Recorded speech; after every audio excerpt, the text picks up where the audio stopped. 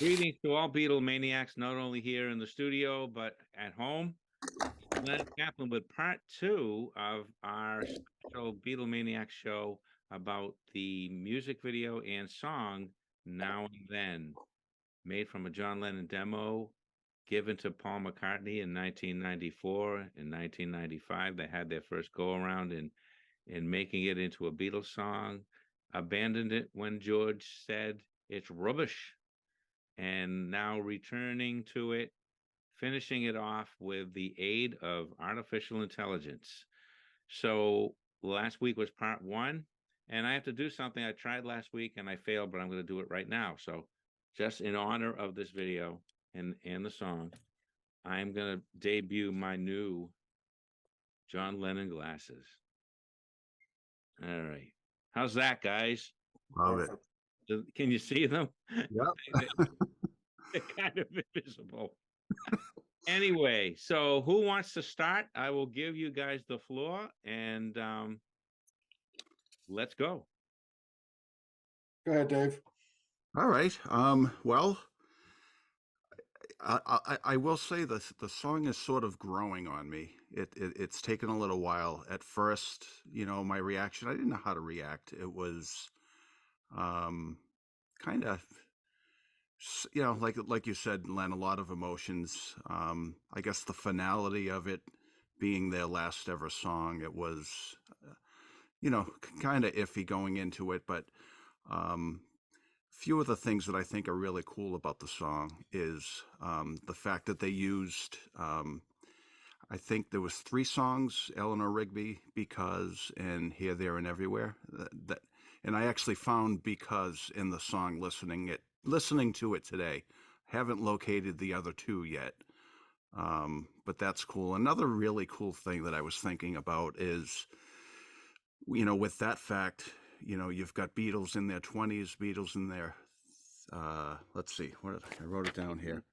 Beatles in their 20s, Beatles in their 30s, right? Because John Lennon was in his 30s. Beatles in their 50s and Beatles in their 80s. So that's a pretty cool aspect of the song as well. You're talking about the music video now. Well, no, I'm just talking about the recording of the song in general, right? You've got John Lennon singing in 1977. You've got snippets of Beatles songs when they were in their 20s. They worked on it in the 90s and, obviously finished it off in 2023. So I think that's a pretty unique, set of circumstances in a song, and the music video I thought was fabulous. I can't say enough about that.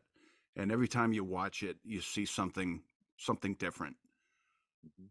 These little Beatle hints, I guess you could call them. Have you heard any of the discussions or read anything online about how other Beatles fans reacted? Not really. I haven't really dug too deep into that yet. Okay. All right. So let's ruminate about that while Seth will get your initial opinion. You want to go, Seth? I'll go. The first time I heard the song was on my cell phone, which doesn't have the greatest speakers. It wasn't until I put it into the car through the speakers there that I said, okay, this sounds like a Beatles song. I have the original version of Lennon, and probably a lot of people had it from bootlegs. And so I had an idea of what the song was going to sound like. I just didn't know how much of a spin the Beatles were going to put on it with the new material from '94 and the present. The one thing I think they're making a big deal out of is the artificial intelligence aspect of it, because all they really did was lift the vocal, delete the piano. And it was really, they used that same technology on Paul's tour with the I've Got a Feeling song that he does a duet with John. And artificial intelligence, if that's what they want to call it now, has been used in music for many years now. It just has a different term. I think you can call it drum machine the same thing. Or some of the studio gimmicks they've been doing recently about changing someone's voice when they hit a bad note. They can turn a knob and correct that note. So I think that people are making, I think the video they did that accompanied it, where Paul explained in a 12-minute video how the song actually came about and how they actually used that so-called artificial intelligence. It didn't change John's voice. It deleted the piano aspect of it, so the voice stood alone and didn't blend into the piano. I hear the song a lot. I've been listening to it almost daily, and I really do enjoy it now. And like Dave said, it took a little bit to grow on me, but it does sound like a Beatles song, and I'm glad I'm able to hear it. And who would have thought that in 2023 the Beatles would hit #1 with a brand new song? For someone that was born in '64 and was only 6 years old when they split up, I never really had the opportunity to hear new Beatles songs.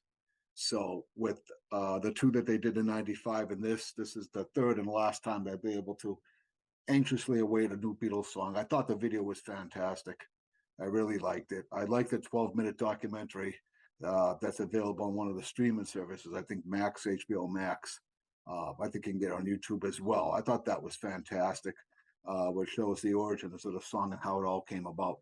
And the one thing that I find very funny when I listen to it is when George said, "Oh, I was talking to Yoko," because if you want to listen to the media, they all hated Yoko, and I was talking to Yoko, and she said she has a song of John's.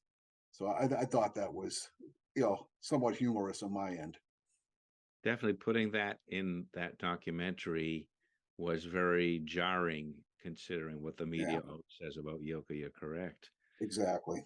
Have you heard any of the fan buzz either way? Because I've been hearing so much arguing, reading so much almost hatred. It's like a religion with some people. You don't have a right to have that opinion. Who are you to say that? That's what I've been seeing all over Facebook. Well, I try not to pay attention too much to what happens in social media, but I understand and I see I don't know if it's a bigger, if you don't agree with someone's opinion, yeah, you're absolutely wrong. It should be silenced. And that goes amongst many different things now. I think I enjoy it. The people that I know that have listened to it have really enjoyed it. Um, as far as people that I've never met, I don't even know if some of them actually exist in the social media world, or if it's just people creating controversy with a phony name. That's fine. They're welcome to it. But the people that I know that are Beatles fans, I don't think I've heard anything negative thus far. Well, that's good. That's a good thing. Um, I myself, as the viewers know who have seen the show, I took a little bit of time to warm up to it myself, and it was the video and the documentary that really got me hooked. Mhm. And I described it on the last show as an emotional experience rather than a musical experience. The song didn't make any new ground. It didn't break ground. The Beatles always broke ground, and we heard sounds and melodies and arrangements and instruments that we had never heard before. That's part of what made them special. That did not happen on this song, and we probably shouldn't have expected it to happen because, as Dave said, it's cobbled together from the 70s, the 90s, and then overdubbed with modern stuff. So it's an unfair comparison to compare it to the rest of their catalog, I guess, is what I'm saying. Yeah, I agree with that. I think one of the big theories behind it or issues behind it is, can it really be called the Beatles? And I say yes, because all the Beatles played on it. Because when I first heard it, I was thinking, oh, when I first saw the video, how much of it is a Paul song? Well, I don't think it's all a Paul song. I thought that the guitar solo he played in honor of George was very much in George's style. Mhm. So I was happy with that. And I was happy with the arrangement, but I was also equally happy that Giles Martin was the producer along with Paul. So they kept it within the family, so to speak. Now, both of you guys, what do you think of Giles Martin's producing style as opposed to Jeff Lynne? Because he worked on that song as well as Free as a Bird and Real Love in the 90s. Dave, you got anything? Well, I think I think Giles, and I'm just thinking back to the two songs in the '90s where um, they did take snippets of some, yeah, like I think the beginning of "Free as a Bird" wasn't that from Across the Universe, maybe. Um, But it seems like Giles, I think him and his dad did the Love soundtrack. Um, so I think there's nothing's off limits in terms of, I mean, that whole CD was, blended songs that you would never think could be blended. And the fact in this song that they took vocals from, Because, Here, There, and Everywhere, and Eleanor Rigby is pretty unique, I think. Um, Other than that, I can't really. I've always looked at those two songs in the '90s, and even this song, I still consider them Beatles songs, but it's different. And maybe to your point, Len, about it's not brand new. It's not the four of them. It's kind of pieced together. So those three songs to me are very unique, even though I would consider them, work of the Beatles. If that makes sense. It does make sense. It does make sense. And I've been thinking about it since I've had 2 weeks to think about it, and I've been watching the show that Phil and I did over and over, and it's got me rethinking that too. And I can maybe articulate it a little better now than I did last week. And that is, you've got the minds of John from the 70s, and you don't really have the mind of George there. You have his guitar there. So he didn't really get to do input except the rubbish comment. And if that had been listened to, then it never would have been worked on again. So that's what's the missing. It's like a missing piece of the puzzle, that as we saw on Get Back, part of what made the Beatles songs so great was after they were written, when they would do so many takes and let's try this and let's try this, and you lose track of who suggested what, and it becomes like this one super musician. The four of them became almost like a super musician, and it miraculously worked. That didn't, it couldn't physically have happened that way because two of the people are gone. So you are really only having the final say with Paul and Ringo and Giles Martin. So as I said, it's not fair to compare the rest of the catalog to this because of that. The one interesting, and I haven't heard anybody talk about this yet, and maybe it's because I try to avoid some of the social media stuff, but can't help but see the headlines. Is that in the documentary, George Harrison was talking about if John had the opportunity to be there, he would have enjoyed it to record with them again. And it brings up the question: if 1980 didn't happen, would the Beatles have reunited? Would Well, the four of them play definitely together so. again? I'm sorry, Seth. What? Would they have reformed? I think they would have. I think there was a time where all of them would have done it. They just never wanted to do it at the same time. I think as years have gone by, as years went by, I should say, they would have gotten together again and made another record. I believe so myself, especially since this weekend I bought The Lost Weekend, the love story between May Pang and John Lennon. And the last thing that Lennon was about to do before Yoko called him back Let's go was to go to New Louisiana. Orleans with Paul at his invitation. And inevitably, he would have contributed to Venus and Mars, and you would have had a semblance of a Beatle album, which I would argue would be even more of a Beatle song, whatever they worked on, than what we have now with Now and Then, It would But have that been was in '74. Would George have come back in '74? probably not. George and John are the ones that had the problems in '74, and from '74 until he died, until Lennon died, it was not resolved. Um, and there's rumors, I'm not sure if that is true, that George punched John in the face or whatever, but they had some issues, you know. Goes back to the concert for Bangladesh. George invited John to be in that concert, and John said, only if I can bring Yoko, and George said no. So that caused that put up a wall between those two. So after George helped John on the Imagine album, they wouldn't be seen together. But George did visit John at the Dakota, I heard. Mhm. This documentary is very edifying because it was here when May Pang was with John that John and Paul began to talk again, and they hashed some things out. And just as the group was officially dissolved, they made up, which is kind of ironic. The business problems were put in the past. Yeah, Yeah. exactly. I think the lawsuit was over by that point with Apple and Alan Klein and all of that, the Yeah. issues that they had related to that. I know that when the song came out, let's go back to Now and Then. I remember anxiously awaiting it on the 2nd of November. Um, I don't know. Have either one of you heard the original, the Lennon original? Oh, sure. Okay. And so many fan versions of that too. Yeah. Yes. Yeah. I've seen a few of those actually. Uh, what got in Giles' mind? I think Giles is much like the way Danny Harrison has embraced his father's catalog. Very careful of how he keeps that reputation intact.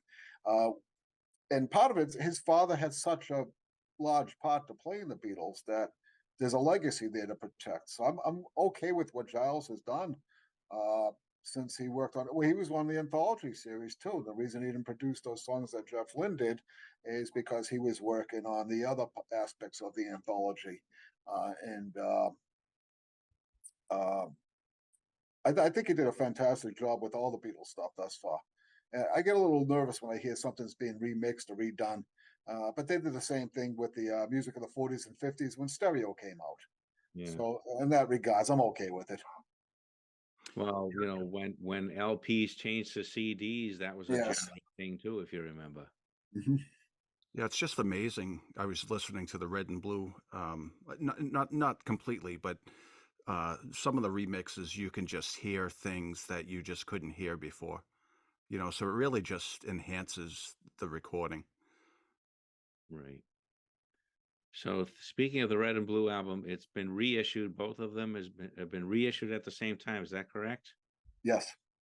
Yeah, I And think they come out last Thursday or Friday. and Dave, you have those.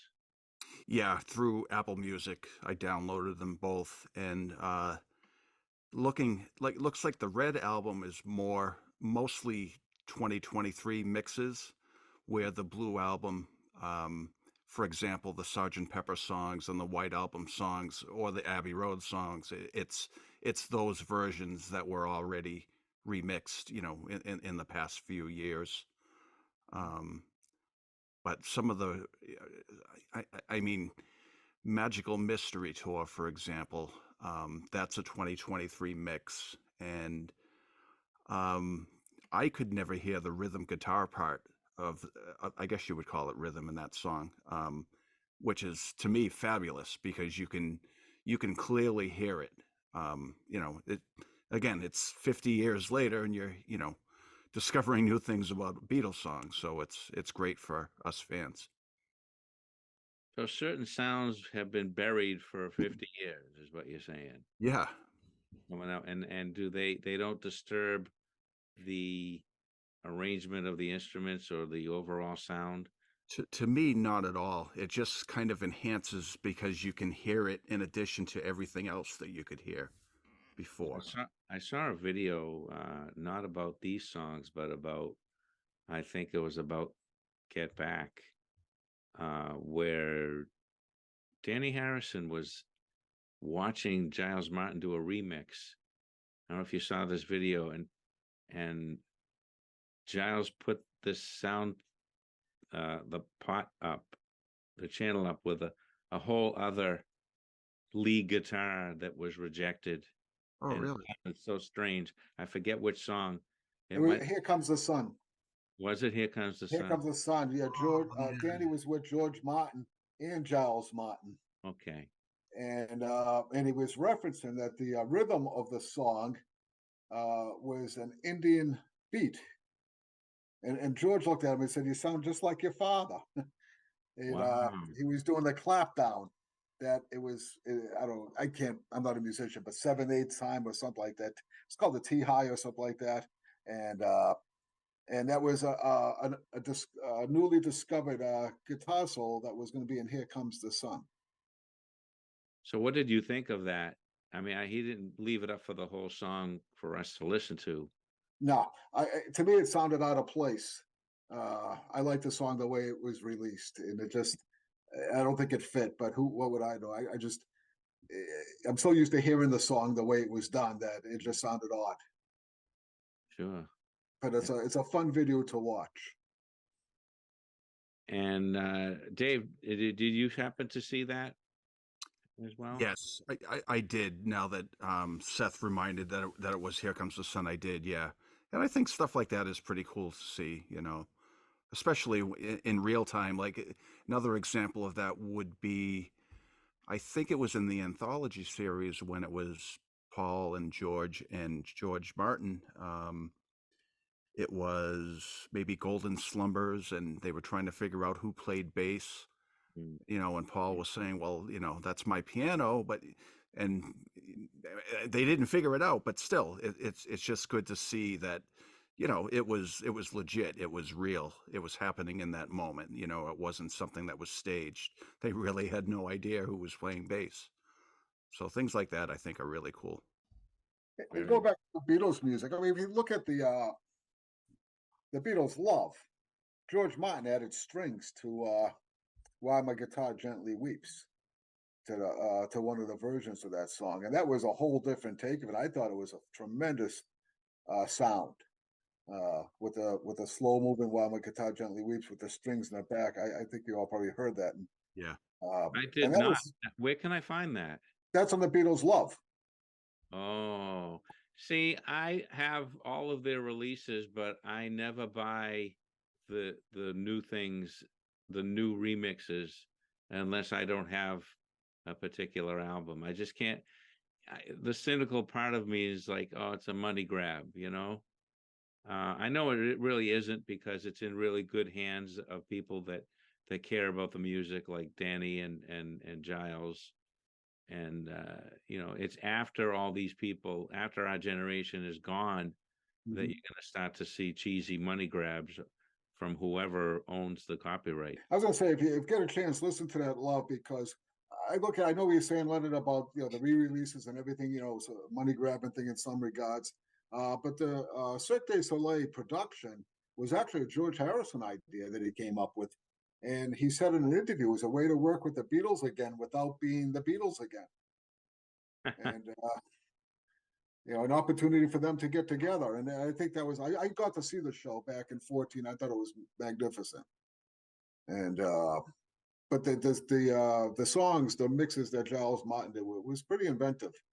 So that was a live event, like a play or something? Yes, it's and it's still going in Vegas. It's 12, 13 years now. And I have the documentary. It's a DVD I have with the making of it. And they pay great tribute to George for coming up with the concept. But it was fully involved. I remember there was one scene where they were all very nervous, the Cirque du Soleil management, because, as they said, Apple was coming in, and they were a little bit nervous about Paul and Yoko and everybody else showing up, but they were quite pleased with the production at that point. And I was glad to have seen it. Huh. But, I've only been dimly aware of that. I never. Yeah, it's a great soundtrack. It's really worth listening to. yes. So is there additional music besides those love songs? Well, there's a lot of interchange between the three of them. I think on one of the songs, I can't remember what it is. David might be able to help me out there. I think they had 5 Beatles songs all mixed together, including the drum solo from Abbey Road with "Get Back." Yep, right. Yep. That sounds really good. They did Blackbird into Yesterday. The acoustic introduction of Blackbird, and then it went into Yesterday. That's just another example. I mean, there's so many of just songs that are mixed that you wouldn't think. were mixed, or could be mixed. Trying to think of another example. The vocals for Because it was Yeah, fantastic. yeah, When you started a show with no music, and when you're in the audience and you have the speakers right behind your chair, it was really something else. So, again, I think we were blessed with that as well as the songs in '95, the anthology, hearing some of the Quarrymen stuff, and then wrapping up with Now and Then. Um, it's again, like David said, it's the last Beatles song, and I don't see any others coming out. Right. Um, but There are tons of bootlegs online of John doing demos very similar to Free as a Bird, Real Love, and Now and Then. Why do you guys think they announced this to be the last song? Do you think there's a driving force behind that decision? I mean, besides them being in their 80s and, well, it's the last one that John and George can play on. I mean, if even if they pull out another Lennon demo, George won't be on it unless Yeah, it's from good point. 1971. Yeah, Uh, and Sean said at the end of that recording, this will be the last song that his father, Paul, George, and Ringo get to work on together. yeah. But not all the. I mean, only two Beatles played on the Battle of John and Yoko. Hmm. Good point. And but yeah, I think this will be the last. You can't keep marketing everything as the last one. And we all Right. knew there was three songs that they did back in '95, and George walked out on the recording of this because they couldn't separate the vocal. And when you look at that, the old film, and Ringo, well, who was it? Ringo said, "See you next week," and George said, "See you next year." And That was when an they showed, interesting statement. yeah, and in '90, the '95 set, but they did Real Love in uh, my life. I forgot the name of the other song all of a sudden, but they did that in '94. I think they went back in '95 to work on Here and Now and Then. Oh, okay. I'm not Yeah, sure if they went back or they just Okay. continued working after Real Love. Well, I guess those were three different sessions. You're right, Seth.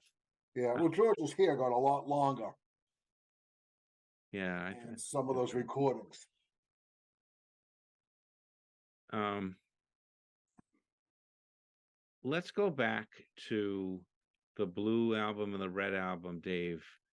What songs on those new releases have the most changes, the most radical changes, or good changes or bad changes? Hmm.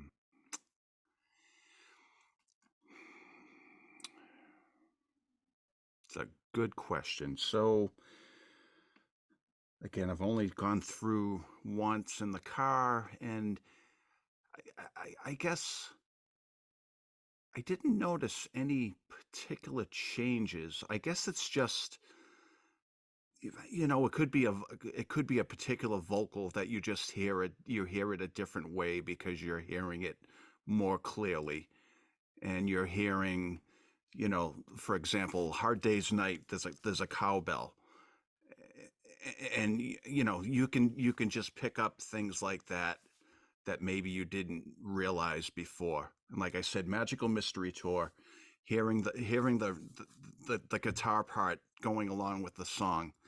I could never pick, and of course I got to go back and listen to one of the originals to see if I could, but there's just so much more clarity, of everything that's going on. Um, I wouldn't say that there was anything that was really different though. Um, whereas, like, for example, on the Abbey Road, Come Together, the end of the song, they physically made some changes to the vocal at the end of the song. Um, and now when you listen to it on the Beatles channel, that's the only version that they play. And that's kind of when John's ad-libbing at the end. It's a little bit different now on that version than the original version. So does that mean that they extended the song fade out maybe? And you Nope, can hear more? nope. And again, I can't. I'd have to play the song to give you an example, but it's no, it's just a different ad lib at the end of the song. The same part, the same section as the original. but it's just different. Right. Not necessarily a bad different, but definitely different. Interesting. And Seth, did you hear that album or no?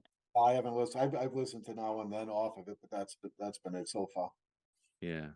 Yeah, So I now, do have it. I where downloaded on those albums is it on the Blue album? So that version is probably on the Blue album because I think it said it was the 2021 mix, and they did the 50th anniversary of Abbey Road. Well, was that maybe it was 20?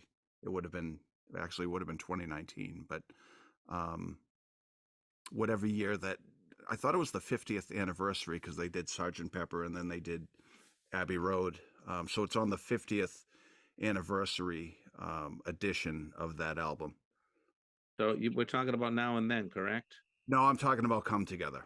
Oh, okay. Now and Then is the last song on the Blue album. Mhm. And they also did throw some different songs in there as well, on each album that weren't on the original vinyl albums that came out. Huh. Like, is Across the Universe in there by any chance? Across the Universe is in there, and that was there originally. Like on the Red album, You Can't Do That, and Roll Over Beethoven, Twist and Shout. I don't think Twist and Shout was on there originally. Those are the three that come to mind. So, yeah, Now and Then at the end of the Blue album. Hey Bulldog Uh-huh. on the Blue album as well. Interesting. Wow. So on Across the Universe, there are two versions. There's the one that Phil Spector, I think, put strings on, and there's one with birds Yep. flapping their wings. Which one was it? It was Phil Spector's version, and I'm going back to the vinyl that I had in the 80s. And I haven't listened to the complete Blue album yet, but that one was Phil Spector's version Okay. from what I remember. All right. I get a little mixed up as like when Phil Spector came in, and was he even on that song? Or we'll have to look that up again too. But I love that song. But John himself was never satisfied with the way it was recorded. Yeah. Either version. He loved those lyrics that he made. He said those are his best lyrics he ever did. So he used to say he wanted to go back and record every Beatles song there ever was. Yeah. Um, I can't. There was one that he was satisfied with, but I can't remember which one it was. But anyway, I want to return to the Maypang movie, or the story of John's Lost Weekend.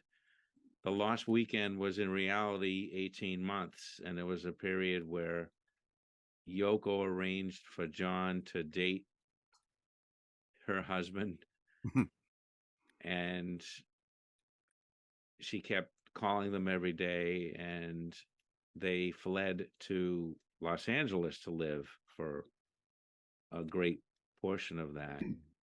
And it was during that time when John made some progress in getting along with Julian, his son, and he met Paul for the first time since their acrimonious split. And Ringo was there, Harry Nilsson was there, and they would get into all kinds of trouble when they were together because they were all drinkers. And they decided to make an album, and it was the Pussycats album by Harry Nilsson, which John was listed as a producer. And then they had the idea of, I'm compressing all this into one thing. They had the idea, let's all live in one house so we won't get into trouble. But it got even worse when they lived in the house, and just a lot of crazy, crazy stuff, which you can find in Maypang's book, I think, even more than on this documentary. It was a well done documentary. And I think the big takeaway of it was that Maypang was not just a fly by night girlfriend or a one night stand or anything. She played a very important role. And she really wasn't just saying that, because there were things he wrote a song on Walls and Bridges, surprise, surprise, for her. He had drawings, and John's drawings are always recognizable, drawings of him and May, and he's the one that wanted to go public with the photographers when they were at an event, and he grabbed her and kissed her in public. So, and the people around John said that May had a really good effect on John and made him more positive and more confident in himself. And he was just willing to try things. He went to a carnival or a circus, I guess. He May encouraged him to get out and walk around among regular people. And it just sounds like a really let loose period for John, away from being a celebrity and all that. It was a really well done documentary, and I would recommend people go see that. It's on Amazon Prime, and I think it's on Apple Music too, that you can see it, because you can see video. I didn't even know that you could see video on Apple Music. I just started using Apple Music, believe it or not. I never used it before. But anyway, any other Beatle related issues for Now and Then, or the movie with May Pang and John, or with the Red and Blue albums, or anything else that you guys want to talk about before we sign One off? thing I want to bring up, and it goes back to that same time period with May Pang, is back, I've always enjoyed when I discover a photograph that I don't have of the Beatles. And in the 70s, I'm very partial to when you find them that there's more than one Beatle in the photograph. I have a couple with John and Paul from that time period. Nilsson's in one of them, and one that just has John and Paul together. Recently, I discovered a photo of George and Paul, and it looks like it was done around 1974. That McCartney had a Wings shirt on with a big W of that image that they had. And George is here, and his clothing looked like it was around 74, which would have also been the time period where John was with May Pang. Yeah. And it's one of the few photographs that I've seen of George and Paul together throughout the 70s. I can't think if I've seen another one, to be honest with you. Of course, I have some from the 80s and 90s, but not from the 70s. That's the only one I've seen. Yeah, me too. I'd be interested to see that photograph. Yeah, I'll send it over to you. I don't think I've ever seen it either, but I did see a picture of, I want to say it was Paul and Linda in disguise, and they were at a George Harrison concert. But, Yeah. Just fans, just, in the audience. But I never saw a picture of them together. That was George's. It was kind of a disastrous concert, I think, that George toured, and he was sick, and his throat sounded really bad, and it was disastrous. I was reading about that. Yeah, that was a Dark Horse tour, the only one he did, other than the couple of weeks in Japan in the 80s. With most of the Wilbury people from the backing band. It seems like. Go ahead, Dave. I was going to. You guys ever wonder if they have pictures that would never be released? For example, like John and Paul's last meeting at the Dakota. You just wonder if they have personal pictures, or I don't know. It'd be interesting to know, but probably never will. I just saw Carl Perkins released on his site or on Facebook, released a bunch of pictures from it wasn't Carl Perkins that did it. It was somebody that was with Carl Perkins. Visited George at Friar Park and released a bunch of photographs that I'd never seen. And, I saw those the other day too. Yeah. Yeah, a couple days ago. Yep. And I didn't see. I think maybe one of those came out someplace else, but they were really, really nice pictures. We could actually see the inside of Friar Park, which not that many people have published photographs from that estate. Very cool. Well, guys, I think we covered it all for this edition of the Beatlemaniacs Part 2 of the Now and Then review. So until next time, I'm Seth. I'm Dave. I'm Len. And we are the Beatlemaniacs.